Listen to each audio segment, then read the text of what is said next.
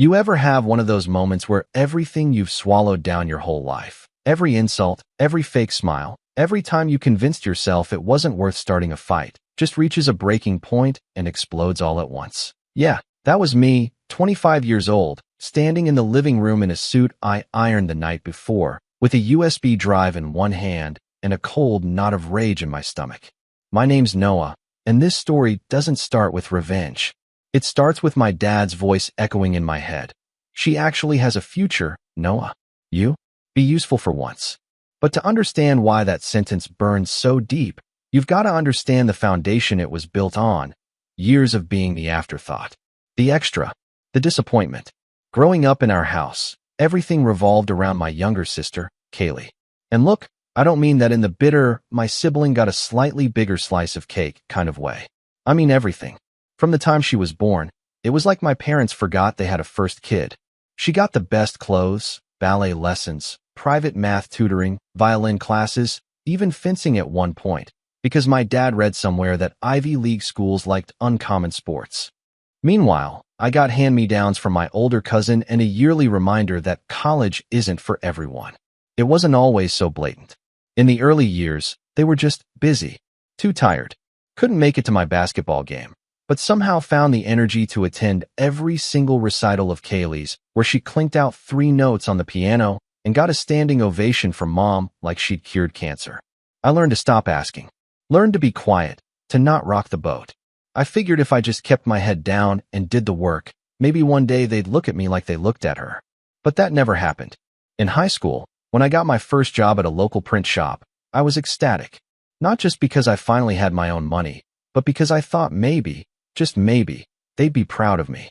When I told them over dinner, Kaylee immediately launched into a story about some boy who liked her at school, and my mom barely looked up from her phone. My dad just said, "Hope that doesn't distract you from helping with yard work on weekends." That was it. College was a non-starter. I had the grades, even got into a decent state university with a small scholarship. But when I brought up the topic of helping out with tuition, my mom said, "We're already stretched with Kaylee's college fund, Noah. She's got real potential." Dad didn't even look up. "Maybe it's time you start contributing instead of asking."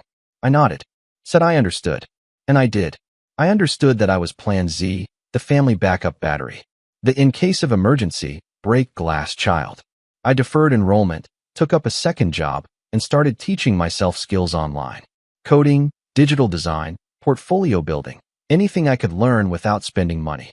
I told myself it was temporary, that I'd get out on my own terms, that one day I'd have my shot. Which brings us to the morning everything snapped. It was a Tuesday, bright and humid. I had an interview at a boutique marketing firm downtown, small, up and coming, but with real potential. I'd made it to the final round after weeks of remote assessments and Zoom calls. This was it, the big one, the kind of job that could finally put me on my own path.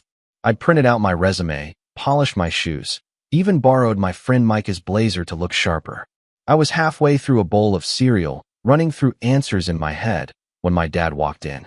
He didn't ask about the interview, didn't ask how I was feeling, or if I needed the car.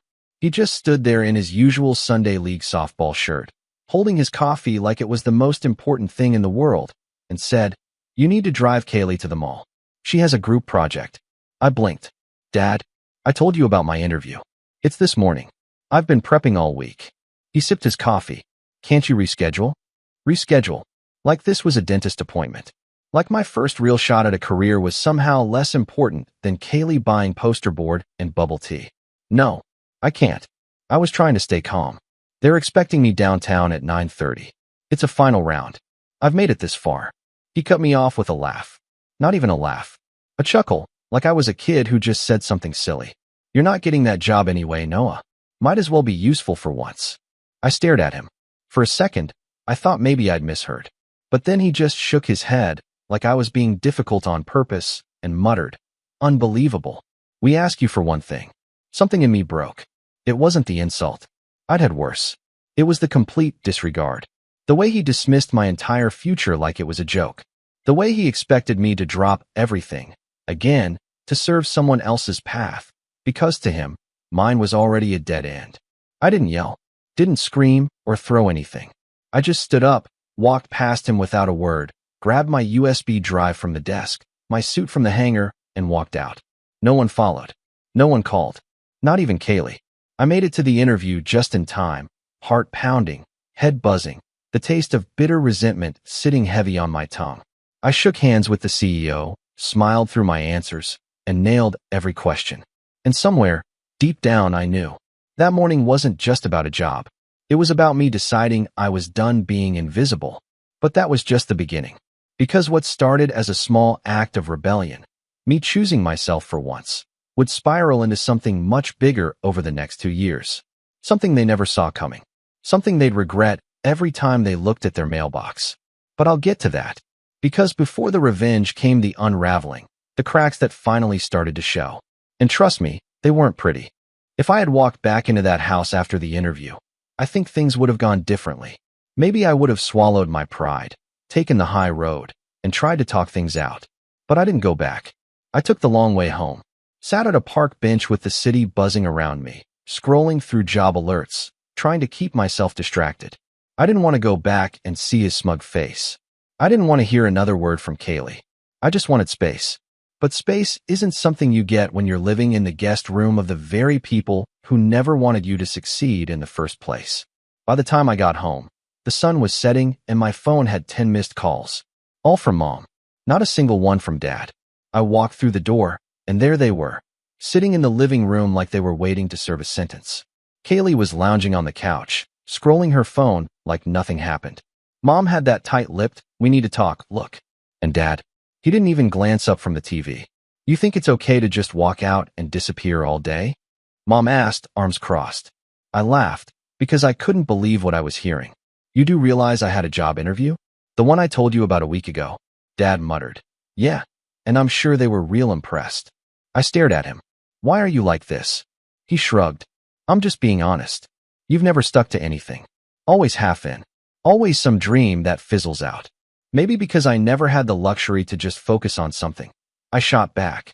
"Because every time I try, I get dragged into whatever Kaylee needs." At her name, Kaylee finally looked up. "Oh my God, are you seriously blaming me for your failure again? Grow up." I opened my mouth, but Mom cut in. "That's enough. We're not doing this. We're a family. We support each other." That line made me laugh so hard it hurt. "Since when?" Mom's voice got sharper. "Don't disrespect me, Noah. This attitude of yours is why things never go your way." And just like that, the conversation ended. Or rather, they decided it did. Dad turned the volume up. Mom went back to checking some Facebook group. Kaylee was already back on her phone. And I went to my room, shut the door, and sat there for a long time, thinking about how the same four walls had always felt like a cage. That job interview? I nailed it. Got the offer 2 days later. Decent pay, real benefits, small team with room to grow. I was finally out. Or so I thought. I accepted the job and gave myself a month to save a bit more and find a place. I kept things quiet, didn't gloat, didn't even bring it up until I had to. When I told them I'd be moving out, they acted surprised, offended, even. "Where are you going to live?" Mom asked like I hadn't been looking at listings every night for weeks. "Got a place near the office. Small, but it's mine." "And what about your car?" Dad said, arms folded. "We put money down on that when you got it." I blinked. "It was 4 years ago. I've paid off every cent since. It's mine." He scoffed, but didn't argue further. Kaylee looked mildly annoyed. "So, you're just abandoning us?" "Nice." I stared at her. "I'm not abandoning anyone. I'm just finally starting my life." But they didn't like that. For people who always said they wanted me to grow up, they sure didn't like seeing me grow away from them. Once I moved out, I thought things would get better. That maybe the distance would heal something. And for a while, it did. I started building my savings. Took online night classes. Started freelancing on the side. And eventually, I got promoted. Life was finally mine. But the calls started coming in again. Small requests at first. Could I help Kaylee with her resume? Could I drive her to an internship interview? Could I spot her a few hundred for books? At first, I said yes. Because I wanted to be better than they were to me. But it was never enough. Then came the day that still burns in my memory. It was a Sunday afternoon, nearly a year and a half after I'd left. I was grabbing coffee with Micah when I got a text from Kaylee. No hello. No small talk. "Hey, can you co-sign a lease with me?" "That's it." I replied. "What lease?" "Why?" Her answer made my blood pressure spike. I'm getting an apartment near campus. Mom said you can help. I need to send in the forms today or I'll lose the spot. That's when it clicked. Mom had told her I would. Like it was just assumed. No one asked me. No one told me anything. I called her. Kaylee, I can't co-sign anything. That's a financial responsibility I'm not prepared to take on. She laughed. Laughed. Why are you being difficult? You literally said you make good money now. This won't even affect you. I need this. And what happens if you miss a payment? I won't, okay? I'm not a child. I held my tongue so hard it hurt. I'm sorry. I can't do that. Not without even talking about it. The next day, I got a call from Mom. Why are you being so cruel to your sister? I'm not being cruel. I'm being smart. She's never asked for anything like this before. I nearly choked. Are you serious? She's always asking for things. You always expect me to give. I finally say no, and suddenly I'm cruel? There was a pause. Then, in a colder voice than I'd ever heard from her, she said, I didn't raise you to be this selfish. I wanted to scream, but I didn't. I just hung up. After that, they stopped calling for a bit. Weeks went by, then months. And honestly, it felt good, peaceful, like I could finally breathe. Until the betrayal. It came out of nowhere. I was at work, finishing up a client report, when I got a call from my bank. Hi, Mr. Wallace. We just wanted to verify a change request made to your account regarding a joint signer. My blood went cold. I told them I never made any such request. They froze the process immediately and flagged the account. I drove straight to the branch, still in my work clothes, and demanded to know what happened. Someone had walked in with forged documents trying to add Kaylee as a joint account holder to my checking account. She had my old address, my full name, even a copy of my ID. The branch manager leaned in and said, Do you know anyone who would do this? I couldn't even speak. I didn't go home. I didn't call anyone. I went to my apartment, sat in the dark for hours, and just felt it. That hollow, aching betrayal. The violation. The gall of it all. I didn't even know where to begin. The next morning, I filed a police report and added extra security to every account I had. Changed my locks. Warned my job. Everything. Then I waited. I waited for someone to say something. To apologize. To own up. But no one did. A week passed. 2. Nothing. And then, like clockwork, I got a group text from Mom. Thanksgiving dinner this year is potluck style. Bring mashed potatoes. No mention of what happened. No check-in. Just a command. I didn't respond. That Thanksgiving, I stayed home. Made a tiny roast. Watched old movies. Didn't even turn on my phone. And I decided, in that quiet moment, that I was done playing the role they cast me in. But fate wasn't done twisting the knife. Because a month later, I got a call from a mutual friend who still lived near my parents. He sounded weirdly nervous. Hey man, I just thought you should know. I heard your dad took out a loan using your name. I froze. What? I don't know the details, but someone said he bragged about getting smart with the bank. Said they wouldn't have approved him, but your name opened the door. I hung up. I didn't believe it at first. Didn't want to believe it. But after everything, I knew I had to look. Had to know. And what I found when I pulled my credit report made my heart drop to the floor. There it was. A $25,000 personal loan. Opened 3 months ago. Under my name. With my address. And the first missed payment had just hit. I stood there, gripping the edge of the kitchen counter, staring at that line on the report, my chest heaving. They didn't just betray me. They didn't just take advantage. They stole from me. Lied to me. Risked my future. That was the moment everything truly changed. Because you can ignore insults. You can survive being treated like an afterthought. But this was war. And I wasn't going to fight it with yelling, or guilt, or tears. I was going to do what I'd been doing quietly for years. Working, building, preparing. And when the time came, I was going to end it on my terms. But first, I needed a plan. Rock bottom doesn't always come crashing down like in the movies. Sometimes it shows up quietly, with a ding from your credit alert and a cold silence in your apartment. You don't scream. You don't cry. You just sit there, staring at the number that's now been stapled to your name like a scarlet letter, wondering how people who claim to love you could do this and sleep soundly at night. After discovering the fraudulent loan, I spent the first 2 days pacing my living room like a caged animal. I called the bank first. Filed a fraud dispute. I explained that I never applied for a personal loan, that my information had been stolen. They were polite, professional, but hesitant. Sir, the address on file matches your current residence. The contact number too. Without a police report or evidence that someone forged your identity, it'll be difficult to move forward. I had the police report from the attempted bank account breach, but the officer who filed it treated it more like a domestic squabble than actual fraud. Family matter, he said. Try to work it out before escalating. But I wasn't going to work it out. Not this time. I hired a consumer protection attorney. Cost me nearly every penny in my emergency savings. I had to cancel a weekend trip I'd been planning for months. I dipped into my freelance income. I even sold a few things, a used monitor, some tech gear, a designer backpack someone once gifted me, just to stay afloat while I waited for legal wheels to turn. And during all this, not a single word from my family. I didn't tell them I knew. I didn't give them the satisfaction of a confrontation. I just went silent. But the silence didn't stop the consequences. My credit score dropped 120 points. I got flagged for a missed payment I didn't make. I couldn't apply for a better apartment. My rent renewal came with a hefty increase I could barely afford. Suddenly, I was right back to scrimping, counting every dollar, skipping dinners out, delaying dental appointments.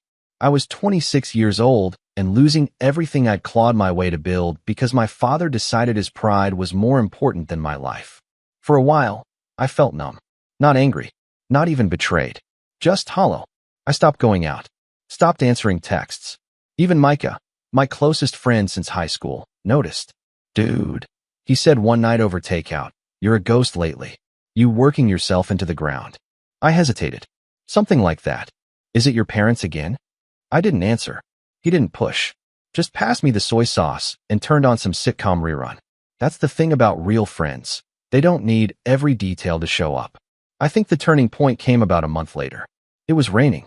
The kind of slow, gray drizzle that makes everything feel heavier than it already is.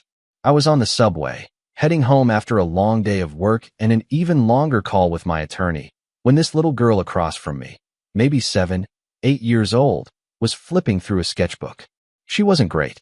Her lines were crooked, the coloring sloppy, but she was focused, tongue poking out, eyebrows scrunched, completely absorbed in her work. Her mom leaned over and whispered something, and the girl beamed, holding up the page like it was the Mona Lisa. And something about that moment hit me harder than anything had in weeks. Because that's what I never had. That pride. That small, consistent encouragement. That belief. I didn't get the "you're doing great" or the "keep going." I got silence. Shrugs. Eye rolls. But maybe, just maybe, I didn't need it anymore. Maybe I could be my own fuel. That night, I stayed up until 2 a.m. rebuilding my freelance portfolio. I reorganized every file. I rewrote my bio. I reached out to old clients. I set up an email list, redesigned my brand, created a new logo, everything. I treated it like a startup. My startup. I called it Pixel Foundry. Clean. Simple. Mine. Then I started applying to bigger contracts. Agencies. Startups. Anyone looking for a designer who could deliver sharp branding and digital experiences. Most didn't respond, but a few did. The first was a boutique clothing company needing a full rebrand. Small budget, quick turnaround. I took it anyway. Then came a podcast network looking for cover art and social media graphics. Then a tech blog. Then a nonprofit. One by one, they stacked. It didn't pay a fortune, but it was something. It was momentum. Meanwhile, my full-time job kept me stable. Barely. But I poured everything else, every spare second, into Pixel Foundry. Nights. Weekends. Early mornings before the train. And slowly, I started to feel something I hadn't felt in a long time. Pride. Not because someone else told me I was doing well, but because I knew I was. I could see it. Track it. Measure it. Within 6 months, I was pulling in almost double from freelancing what I made at my day job. And with that money, I started fixing what they tried to break. I paid off the fraudulent loan just to get it out of my hair. My lawyer helped me file a civil suit against the person who took it out, and while that case crawled through the system, I cleaned my credit, one dispute at a time. I got a new apartment in a better neighborhood. Small, but with light. Plants. Peace. I bought a new laptop. Finally got that dental appointment. I started going to the gym again. Reading. Sleeping better. I even reconnected with old friends. Joined a networking group. Volunteered at a community arts program where I helped teens design logos for their fictional businesses. Watching them light up when they saw their ideas come to life, it reminded me that I mattered, that I wasn't some background character in someone else's golden child narrative. And then came the job offer. Not for a staff role, but for a partnership. A friend of a friend who ran a mid-sized creative agency had seen my work online and asked if I wanted to merge Pixel Foundry into their business as a lead brand consultant. It was real money, real equity, real leadership. I said yes. And just like that, the kid who was told to be useful for once was running client meetings, negotiating contracts, managing creative teams. I wasn't just surviving anymore. I was thriving. But I kept quiet. I didn't post flashy updates. Didn't text anyone from my family. I wanted to build this in peace. Let them keep thinking I was the lost cause, the dropout, the failure. And I might have let it stay that way forever. But then, one day, I got a letter. Not an email. Not a call. A letter. Handwritten. On paper with a faint perfume scent. It was from my mother. I sat there for a long time before opening it. Just stared at the handwriting, familiar and foreign all at once. Inside was a single page. She wrote that things had been difficult lately. That Dad's job had changed. That they were behind on a few things. And that Kaylee had paused school for now to figure things out. Then came the line that really floored me. We know you've been doing well for yourself, and we're proud of that. We were wondering if you could help with a few payments to keep the house afloat until things stabilize. Just a short-term loan. Nothing major. We'd pay you back, of course. No apology. No mention of the loan fraud. No ownership of anything that happened. Just a request. An expectation. Like the last 2 years hadn't happened at all. I didn't cry. I didn't yell. I laughed.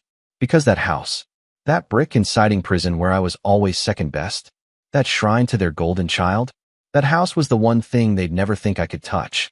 But I had. Because as part of the fraud case, after digging into the loan trail, my lawyer had found something interesting. The house. It was leveraged in a way that made it vulnerable. Very vulnerable. I didn't act right away. I waited. Waited until the moment was right.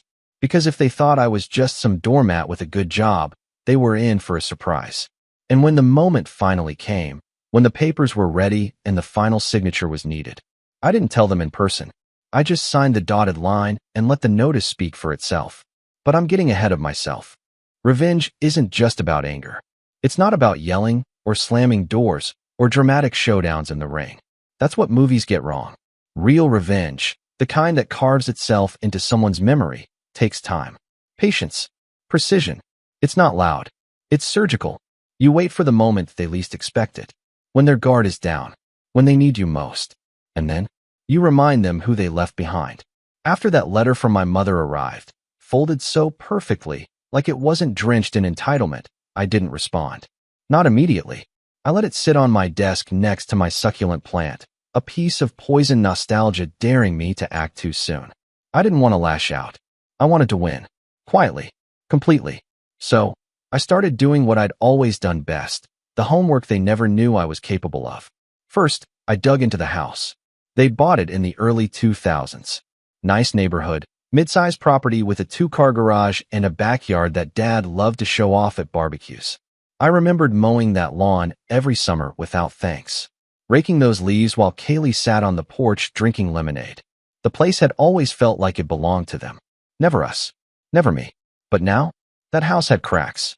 And I wasn't just talking about the foundation. The second mortgage they'd taken out 3 years prior, the one they used my name for collateral on the forged personal loan, was bundled up in a private lender portfolio that had recently sold to a new financial group. That group? It was one of our agency's clients. Not a direct connection. I didn't want to be reckless, but close enough. I knew someone who knew someone. A guy I'd helped with a branding package months back, who now worked on the legal review team for the acquisitions arm of the lending division. Let's call him Jordan. Jordan was one of those quiet, sharp-as-a-knife types. Glasses, soft voice, but a memory like a steel trap. We met for lunch downtown one Thursday after I floated a vague message about a personal entanglement with a property tied to a recent acquisition. We sat down, got our drinks, and I said, "This stays between us?" He nodded. "You helped me dodge a lawsuit with that brand guide. I owe you." So I told him everything. Not the emotional parts, just the facts. The fake loan, the missed payments, the letter from my mother, the house. He raised an eyebrow halfway through. "And they think you'll help them out of this." I smiled, but it didn't reach my eyes. "They don't know how much I know." Jordan leaned back. "All right, give me the address." I'll see what I can find. 3 days later, he texted me a file. The property was behind on 2 months' worth of payments. Nothing catastrophic yet, but enough to put them on a list. A quiet list. The kind that doesn't knock loudly at first. It just waits. Technically, he added, the note on the second mortgage is now part of our collection pool. If you had a private buyer with cash, we could offload it discreetly. Might not even raise a flag. Depends how far you want to go. I stared at the message. How far did I want to go? That question sat with me for days. I wasn't the same kid who used to hope for approval at the dinner table. I didn't need their validation. I didn't need their respect. But the years of humiliation, the emotional manipulation, the betrayal, I needed closure. And if I couldn't get an apology, I'd take the next best thing, the deed. I called Micah.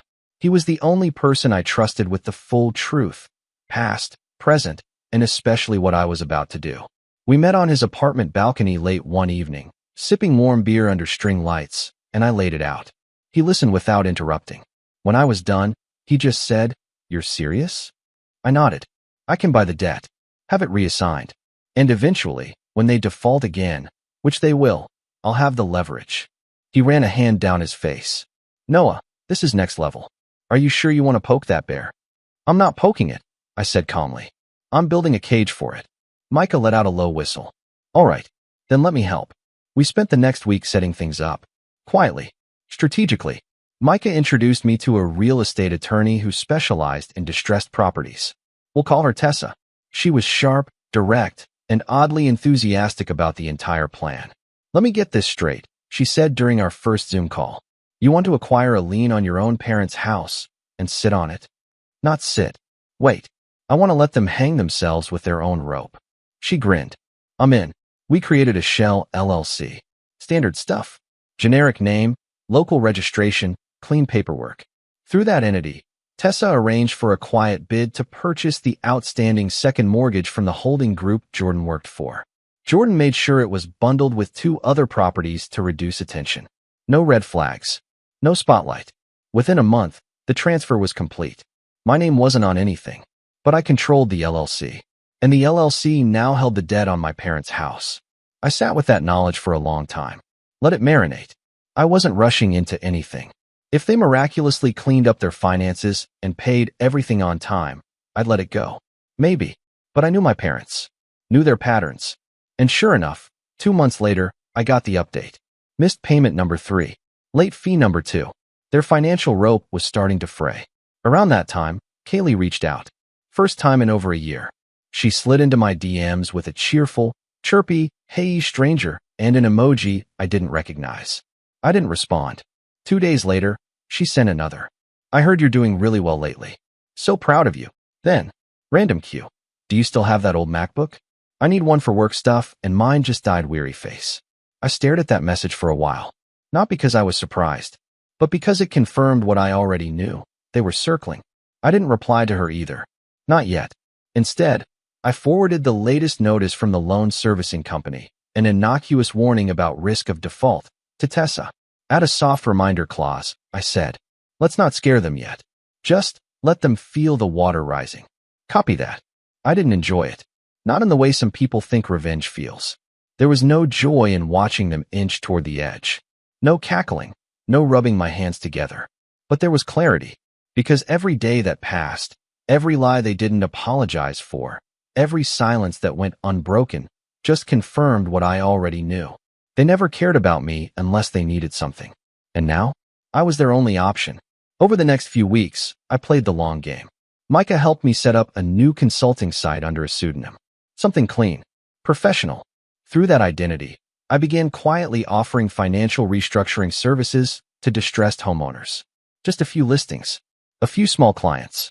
All legit. It was bait. And a month later, I got an email from my mother, except she didn't know it was me. She was writing to Nicholas Wade, a consultant she'd heard about from someone in her gardening club. She wrote in vague terms, said she had a friend with a second mortgage issue, asked if Nicholas could advise. I didn't respond right away. Let her wait. Then, a week later, I sent a polite, professional reply offering a phone consultation. She booked it for the following Friday. The night before the call, I sat in my apartment staring at the screen. I didn't know what I'd say. Didn't even know if I'd use my real voice. But I had to hear her. Had to see if there was any sign, any flicker of guilt. The call lasted 15 minutes. She never said my name. Never once acknowledged what they'd done. Just talked about unexpected hardship, about unfair interest rates, and how she was exploring options. I gave generic advice. Told her I'd look into the property details. Said I'd be in touch. When the call ended, I sat in silence for a long, long time. There was no remorse. No awareness. Just the same transactional energy they'd always had. But now, I held the transaction. And I was almost ready. Almost. Because there was one final piece I needed before I made my move. Something poetic. A final gathering. A scene. A stage. And life, with all its strange timing, gave it to me. Kaylee's birthday. Her 25th. They planned a party. A big one. At the house. Micah saw the Facebook invite through a mutual friend and sent me a screenshot. It was full of hashtags, pastel banners, and promises of a luxe backyard vibe. Potluck style, of course. And I knew right then. That party would be the last one they'd ever host in that house. And they wouldn't even see it coming. Because the moment they lit those candles and raised those glasses, the notice would arrive. Official. Undeniable. Signed and sealed. The house was no longer theirs. And I was the one who held the key. But first, I had to make sure every piece was in place. Because the setup was almost done. And the final act was about to begin. I didn't go to Kaylee's birthday party. I wasn't invited, obviously. But even if I had been, I wouldn't have shown up. By then, I wasn't the same person who used to linger near the edges of the living room hoping to be acknowledged. I had no interest in the cake, the balloons, or the Instagram-perfect photo backdrop they'd surely set up. But I did keep track of the time. The party was scheduled to start at 4 p.m. Guests would arrive fashionably late. Kaylee would be in her element, twirling in some pastel dress, accepting gifts she'd claimed she totally didn't expect. And my parents would be bustling around pretending everything was fine. Which was perfect, because the one thing my parents valued more than control was their image. And there was nothing more fragile than reputation held together by financial duct tape. So at 4:15 p.m., right when the backyard was probably buzzing with guests, laughter, speakers playing some pop playlist, and Kaylee posing for her first selfie of the afternoon, I scheduled the delivery. A courier. Professional. Unassuming. Holding a thick, sealed envelope with all the necessary documents. Inside was the official notice of debt reassignment, the delinquency summary, the foreclosure initiation timeline, and the final, undeniable fact. The new lien holder, the entity initiating repossession, was my LLC. All neat, all legal, all irreversible. At 4:32 p.m., I got a text from Jordan. Delivered. I didn't respond. I just sat very still in my apartment, staring at my mug of tea like it was a crystal ball. I wasn't imagining shouting or chaos or breakdowns. I wasn't imagining vengeance in a cinematic way. I wasn't imagining anything at all. I felt calm. Because revenge didn't feel explosive. It felt quiet, clean, decisive, like closing a book. About half an hour later, my phone lit up again. But this time, the caller wasn't Jordan. It was my mother. I didn't rush to answer. I let it ring until the very last second before picking up. Her voice hit me like a tidal wave, shaky, confused, and trying too hard to sound composed. "Noah," she said, "something strange just arrived." I didn't speak. She continued, voice rising. "It's saying we're behind on a second mortgage. That we're facing foreclosure? But you are." She froze. "What? You're behind. And the lender, my company, has initiated proceedings." There was a silence on her end so deep I could hear the party noise fading behind her. Then a door slammed. Maybe she went inside. Maybe Dad was there. Maybe Kaylee was watching. My mother's voice came back sharper, trembling between anger and fear. "What do you mean your company? What is this? Why would you? Why would you be involved in something like this? You reached out to a consultant months ago. That was you. Yes. You lied to me. You forged my name on a loan." My voice didn't rise. It didn't shake. "You put my credit at risk. You dismissed me. You used me. And then you asked me for money like nothing happened. That was your father," she hissed, "not me. You let it happen," I said calmly. "And you never apologized." Another voice erupted in the background, my father's. "Put him on the phone. Put him." She didn't hand it over. Instead, she said, "We can fix this, Noah. We can work something out. Why would you want to take our home? We raised you. We gave you everything. That line hit me harder than any insult ever had, simply because of how deeply she believed it. You didn't give me everything, I said quietly. You gave everything to Kaylee. And whatever was left, you treated like a burden. I was never a son to you unless you needed labor, or money, or silence. Her breathing grew sharper. You can't do this to us. I already did, I said. And to be clear, I'm not taking your home. Your actions are. I just happen to be the one holding the paperwork. You don't understand how much this will ruin us. I do, I replied. And you didn't care when ruining me was easier. There was a long, heavy silence. Some muffled shouting in the background. Something breaking. Maybe a glass. Maybe a decoration. Then she said something I didn't expect. You're going to regret this, Noah. I smiled just slightly, not out of joy, but out of the final confirmation I needed. No, I said softly. I stopped regretting things the day I left your house. And I hung up. The aftermath. Over the next few weeks, everything moved exactly the way Tessa predicted. The house wasn't repossessed overnight. That's not how this works. But the process had begun. The notices kept coming. The deadlines tightened. The payments they couldn't make stacked. Dad tried calling once. Just once. He left a voicemail that sounded like he'd bitten into a lemon. This is a misunderstanding. Call me back. We can sort this like men. I deleted it. Kaylee messaged me next. A long paragraph filled with a tangled mix of guilt trips and faux empathy. I don't know what happened between you and Dad, but this feels extreme. We're family. We're supposed to support each other. I didn't respond. The tone shifted fast. Next message. I can't believe you're doing this to us. I always knew you were jealous. Then, you're ruining everything. Then, why are you acting like this? What did we ever do to you? I didn't reply to any of it, because there was no point explaining morality to people who only understood leverage. Within 2 months, the property officially entered pre-foreclosure. They tried to negotiate a forbearance, but my LLC, through Tessa, declined. Politely, professionally, unemotionally. Dad tried to get a loan elsewhere. Denied. Mom tried to reach out to relatives. No luck. Kaylee tried to set up a GoFundMe. It reached $312. In the end, they had only 2 choices. Pay the debt in full, which they couldn't, or vacate the home they'd lived in for nearly 2 decades. The home I grew up in. The home where I learned, over time, that love had conditions. The home where I had been invisible. I wasn't present when they moved out. But Micah drove by and sent me a photo. The driveway was cluttered. Cardboard boxes. Old furniture. A dented filing cabinet. Decorations. Kaylee sitting on the front stoop, crying into her hands. Dad pacing with his fists clenched. Mom clutching a stack of papers like holding them tighter would stop the inevitable. The house looked smaller than I remembered. Less like a fortress. More like a shell. I didn't smile. I didn't celebrate. I didn't feel triumphant. I just felt finished. Like the weight of 12 years of being their afterthought had finally cracked off my chest. The repossession went through quietly, cleanly, legally. Tessa oversaw every detail. Eventually, the property transferred fully into the ownership of my LLC. A month later, I sold it to a young couple expecting their first child. Nice people. Kind. Grateful.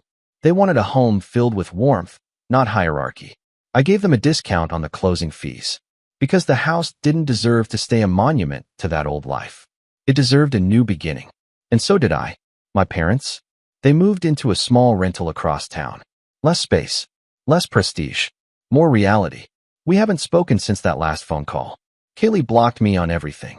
Sometimes I wonder if they sit around that cramped living room, trying to piece together how everything slipped away. If they try to rewrite the narrative. If they tell themselves I was ungrateful, vindictive, disloyal. But none of that matters anymore. Because revenge wasn't the goal. Finality was. And the truth of it all, the truth I had to learn the hardest way, is this. If someone chooses to burn every bridge to get what they want, you don't owe them a way back. Not even if they raised you. Especially not then. In the end, I didn't destroy their life. I just stopped letting them destroy mine. And the very last thing I did, the last closure I needed, was this. I drove by the old house one final time, late at night, after the new owners moved in. A warm light glowed from the living room. Someone laughed inside. It sounded soft, real, human. I sat there for a single minute. Then I drove away without looking back. because that chapter was closed. For good.